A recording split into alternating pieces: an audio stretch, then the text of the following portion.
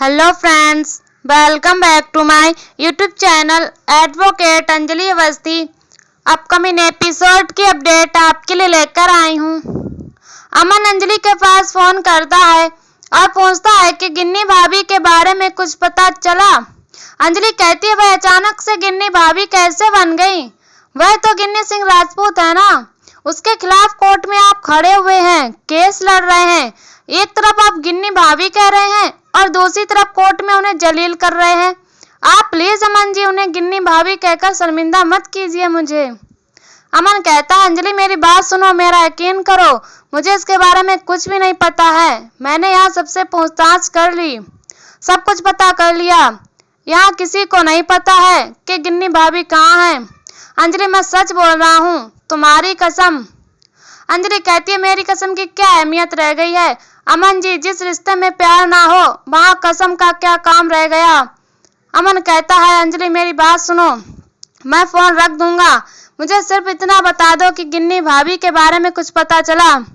अंजलि कहती है जिस दिन पता चल जाएगा और यह भी पता चल जाएगा कि इसके पीछे किसका हाथ है, उस दिन दिल्ली शहर को एक और बात पता चल जाएगी, अंजलि ने उस क्रिमिनल का क्या हाथ किया है। अंजलि फोन काट देती है तो माँ अमन से पूछती है क्या हुआ भैया?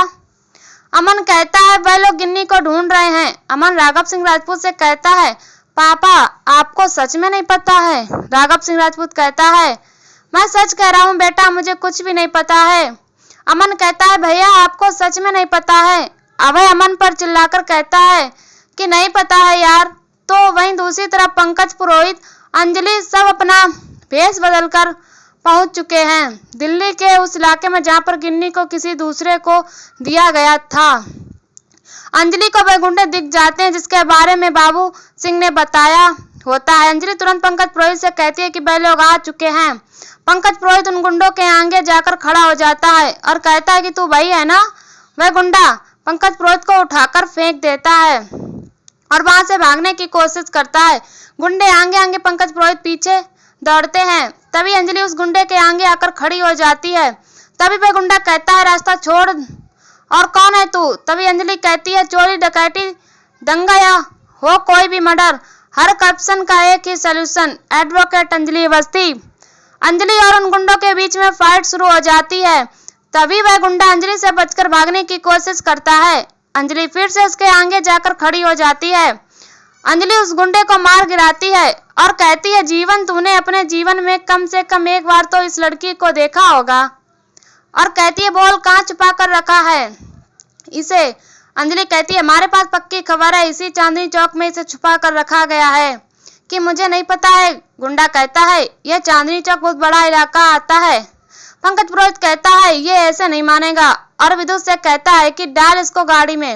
विद्युत सारे गुंडों को गाड़ी में डालता है और कहता है जल्दी चल, ज्यादा चर्बी चढ़ गई है तुझ पर। पंकज पुरोहित सारे गुंडों को पुलिस स्टेशन में ले आता है और टॉर्चर करता है और पूछता है कि गिन्नी कहाँ है। पंकज पुरोहित कहता है दिल्ली पुलिस, हम लोग मुर्दों को भी उखाड़ सकते हैं और गुंडों को भी बुलवा सकते हैं।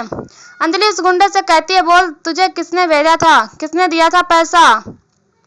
जो भी तेरे अंदर है सब कुछ उगल दे। अंजलि उस गुंडों को सबकी फोटो दिखाती है और पूछती है कि बता इनमें से किसने पैसा दिया था? वह गुंडा कहता है कि इनमें से वह नहीं है। अंजलि सोचती है कि फिर किसने दिया होगा पैसा और सोचती है कि एक इंसान को हमने शक के दायरे में रखा ही नहीं। पंकज पुरोहित पूछता है किसे? अंजलि कहती है आस्तीन का साहब भजन सिंह को।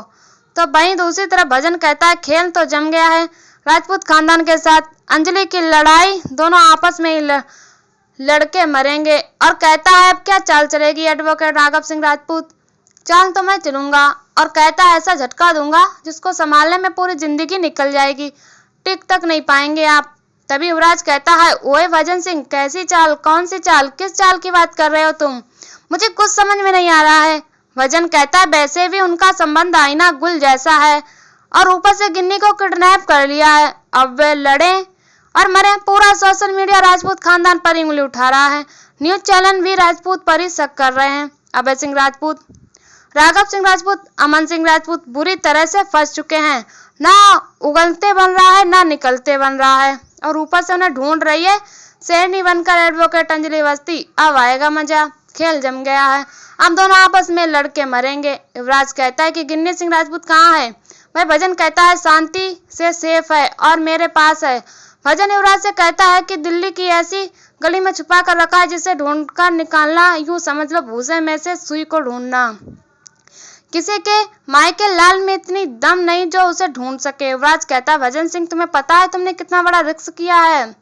अगर वह अंजलि को पता चल गया कि इस कांड के पीछे तुम हो, ये जो तुम्हारी चमड़ी है पहले उसे उखाड़ेगी और उसका सिंहासन बनाएगी और उसी के ऊपर तुम्हें बैठाकर भीख मंगवाएगी। भजन कहता है कुछ नहीं कर पाएगी वह। तभी भजन सिंह के पास अंजलि फोन करती है। भजन कहता है हाँ बोल अंजलि, तू टेंशन मत ले, मैंने सब कुछ सुना है। भजन कहता है कि तू बिल्कुल भी चिंता मत कर, मैं खड़ा हूँ तेरे साथ। अगर तुझे कोई भी चीज की जरूरत हो, कुछ भी जरूरत हो मेरी, तो तू बताना मुझे। मैं सोच भी नहीं सकता कि राजपूत खानदान इतनी नीचे गिर जाएगा। यकीन कर मेरा, मुझे यकीन नहीं हो रहा कि अमन सिंह राजपूत तेरे खिलाफ लड़ रहा है। अब मुझे यह भी यकीन नहीं हो रहा है कि गिन्नी सिंह राजपूत को उन्होंने अगवा कर लिया। और तुझे सच बताऊं तो मुझे यह भी यकीन नहीं हो रहा है एडवोकेट अमन सिंह राजपूत केस जीतने के लिए भी कर सकता है। और कहता है सामने से लड़ नहीं पा रहा है, इसलिए पीछे से ऐसी चाल चल रहा है, टेढ़े रास्ते से टेढ़ी चाल चल रहा है, वो भी चुपके कर रहा है। ये सब अंजलि कहती है वह लोग तो छुप गए हैं, लेकिन तुम कहाँ हो भजन? भजन कहता है कि मैं कहाँ हूँ मतलब? अंजलि कहती है युवराज ठाकुर के साथ हो। भजन कहता है हाँ, लेकिन तुम्हें कैसे पता? अंजलि कहती है तीसरी आंख और सेक्शन दोनों है मेरे पास। भजन सिंह सब देख लिया मैंने। सुन एक बार अपना फोन देखो, एक फोटो भेजा है। भजन कहता है कि क्या बोल रही है तू, और भेजा क्या है तूने? भजन अपना मोबाइल देखता है तो उसमें बाबू सिंह और जीवन दोनों गुंडों की तस्वीर अंजलि भेजती है। अंजलि कहती है भजन सिंह तुम्हें पता है कि ये बाबू सिंह कौन है? भजन कहता है कौन बाबू सिंह?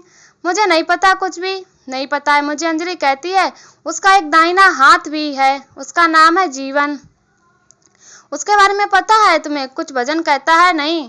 अंजलि कहती है कि अभी यही है मेरे पास थाने में। भजन कहता है कि थाने में है। अंजलि कहती है क्या हुआ, झटका लगा, चौंक क्यों गए इतना? भजन कहता है कौन जीवन, कौन बाबू, मैं किसी को नहीं जानता। अंजलि कहती है सच में? भजन कहता है हाँ सच में। और क्या? अंजलि भजन से कहती है अगले एक हफ्ते में गिन्नी की मैरिज यूनिवर्सिटी है और इसी एक हफ्ते में गिन्नी को वापस लेकर आऊंगी और अभय के पास भी उसे पहुंचाऊंगी उनकी शादी की सालगिरह से पहले। और ये मेरा दावा ही नहीं वादा भी है। भजन कहता है वह तो सब ठीक है, लेकिन मुझे फोन क्यों किया? अंजलि कहती है वो कहते ना जहां आग लगे वहां धुआं पहले से नजर आता है, और मेरे पास तीसरी आंख भी है और सेक्शन भी है। भजन कहता है मुझे कुछ नहीं पता, लेकिन ये बात अमन सिंह को जरूर पता होगी। अंजलि कहती है होने को तो बहुत कुछ हो सकता है भजन सिंह। अंजलि कहती है अब चलेगा ब्रह्मास्त्र। युवराज भजन से पूछता है क्या बोल रही थी? भजन कहता है बाबू सिंह और जीवन को दोनों को उसने उठा लिया है। युवराज कहता है मतलब? भजन कहता है उन दोनों को मैंने ही काम पर लगाया था। युवराज कहता है कि क्या बोल रहे हो भजन सिंह, मैंने तुमसे पहले ही कहा था उस अंजलि का दिमाग बहुत तेज है। कर दिया ना तुमने, कान देखो खतरे की घंटी बज चुकी है, बी केयरफुल। अंजलि भजन की फोटो उन गुंडों को दिखाती है और मार मार कर पूछती है कि वो यही है और इसी ने दिए थे पैसे? बाबू कहता हाँ यही है और इसी ने दिए थे पैसे। पंकज पुरोहित कहता भजन को उठा ले क्या? अंजलि कहती है नहीं सर, पहले दीदी को ढूंढ कर निकालना होगा, दीदी को बचाना पड़ेगा और भजन सिंह को भी उठाना पड़ेगा। एक तीर से दो निशाने। तो वहीं दूसरी तरफ सपना रो रही होती है। गणेश अवस्थी कहता है मत रो सपना, हमारी बड़ी बेटी वापस आ जाएगी। सपना कहती है कि कहाँ से आएगी, इतना समय हो गया है, अब पुलिस भी ढूंढ ढूंढ कर थक गई है, लेकिन उसका अभी तक कोई पता नहीं है। गणेश अवस्थी कहता है कि मुझे अंजलि पर पूरा भरोसा है, तुम रो मत। तभी वहां पर पद्दा आती है और कहती है ये देखिए कौन आया है। तभी वहां पर अमन की एंट्री होती है। सपना अमन को देखकर रोने लगती है और कहती है कि मेरा सब कुछ लूट गया, मैं बर्बाद हो गई, मेरी दोनों बेटियों का घर टूट गया, ऐसा क्यों हुआ? बोलो ना बेटा, कौन से जन्म की मुझको सजा मिल रही है? अमन कहता है रोइए मत, रोना बंद कीजिए, सब कुछ ठीक हो जाएगा, पुलिस है ना। गणेश अवस्थी अमन से कहता है कि तुम यहाँ क्यों आए हो? अमन कहता है कि देखिए, जब मैंने सुना कि गिन्नी भाभी, तभी गणेश अवस्थी कहता है कि नहीं, गिन्नी सिंह राजपूत कहिए। और कोर्ट में बहुत बड़ी बड़ी बातें कर रहे थे, एक नारी का अपमान कर रहे थे, अपने पिता के साथ में खड़े हो, अच्छा किया है, लेकिन आज पूरी नारी समाज तुम्हारे खिलाफ हो गया है। मेरी छोटी बेटी अंजलि बेहद प्यार करती है तुम्हें और तुमने तकलीफ दी है। अमन कहता है कि मुझे भी तकलीफ हुई है।